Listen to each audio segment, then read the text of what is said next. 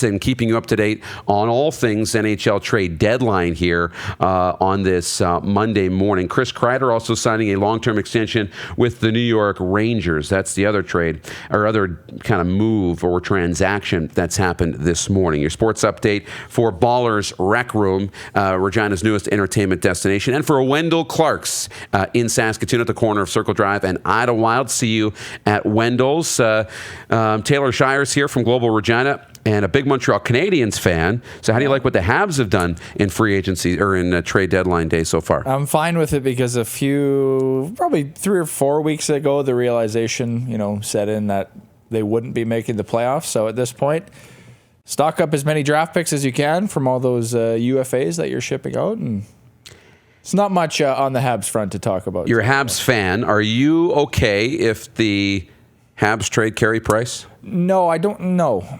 Personally, I don't think they will. Yep. Because I don't know if they would get the okay from the ownership group.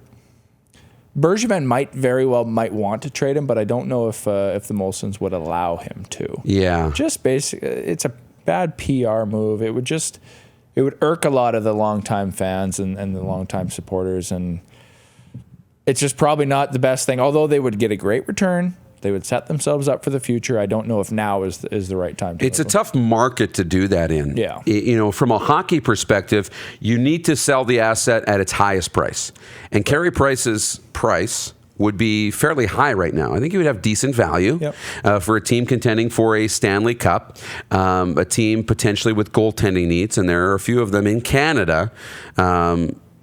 The Leafs could use an upgrade over Freddie Anderson right now, although I think when Anderson is rolling, you like him a lot. Both Edmonton and Calgary could use an upgrade in goal going into the playoffs. So there are some options and some fits for Carey Price. But I just don't think you get anything back. And it's really, he's got a high price. He's got a high price. And the value he has in terms of just his name and his attachment to the fan base, I think that's as big as anything. You need to keep your fan base happy through a tough transition. I don't know that there would be riots in the streets, wouldn't there? Yeah, it wouldn't be a good move, I don't think. Like, we're going back to 95 with Patrick Waugh. Yeah, different scenario, but I just don't know if, like we were talking about earlier, I would love to know what the price is for Price. If it's 2 first-round picks and a couple of prospects and a couple of players, or what it is. But I just don't think any team that's in a playoff push right now or wanting to, make a run is in the position to give up the price for Price. Yeah. So it could be an off-season thing. I don't see it happening, especially with... the Habs goaltending depth, they have Lindgren, but Caden Primo, I think, is going to be the future starter, and he's just not quite ready. He's a little bit too young still. So we've got another trade in the NHL from Elliot Friedman over at Hockey Night in Canada. He has Boston trading Danton Heinen to Anaheim for Nick Ritchie. So Ritchie was with the Dallas Stars organization before, but now with Anaheim, he is on his way to Boston. So a forward there making his way over. Small move, but Boston, is trying to load up. Mm-hmm. They're as big of a Stanley Cup favorite as anybody. Could you ever see a world in which they bring in Joe Thornton to try and make a move? Is one of the guys that we talk about when we think about stories and guys who maybe deserve a shot at the Cup. He's never, asked to be moved out of San Jose since he's been there. He's been a leader in that community and the organization. Could you ever see a world in which he ends up reuniting in Boston to try and go after his cup? Wouldn't that be something? I don't know. When Patrick Marleau got traded today, I felt good for him. If that's what he wanted to try to go, because this will probably be his last season, I imagine. So one last shot for Marleau to try to win a cup. The guy that I feel the worst in all of it, when you think of guys who have done that, the guy that comes to mind is Marian Hossa. Oh, yeah. He's the guy who did he get traded or did he go as a free agent? He went as a free agent. He went to Pittsburgh. He went to Pittsburgh as a free agent, right? Yeah. Signed in Pittsburgh. They lost in the Stanley Cup final to Detroit. So what does he do? Detroit's pretty good. They just won the Cup. I'm going to go to Detroit. And the next season, he loses in the Cup final to Pittsburgh. Like, how ironic is that? And that's a tough move. A few times, yeah. So to be the runner-up and not get the cup, that's really tough. Yeah.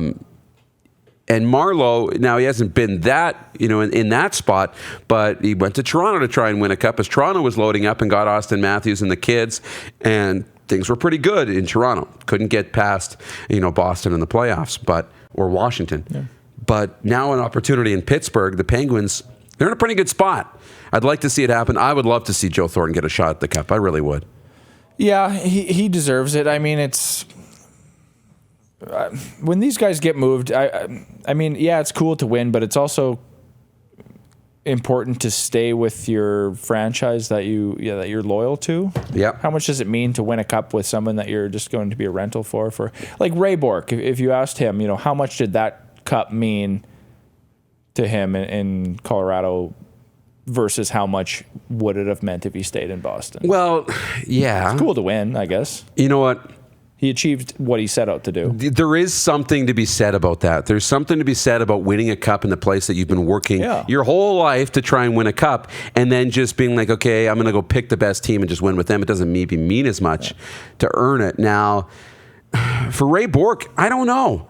Because that moment was one of the greatest moments I remember in the history of the NHL. When Joe Sakic hands Ray Bourque the Stanley Cup. I mean, the emotions, I'm sitting on the couch crying watching this happen. And it's just like you feel so good for him. Yeah. The Stanley Cup is the hardest to win in sports. He won't regret that move of going to Colorado or anything, but I just think he would appreciate it more had he stayed in Boston and had they won. But it's great for him to go move there, win the cup, basically hang up his skates after that, and go out on top as a champion. I think so. I mean, it'd be wonderful to see him win a Stanley Cup.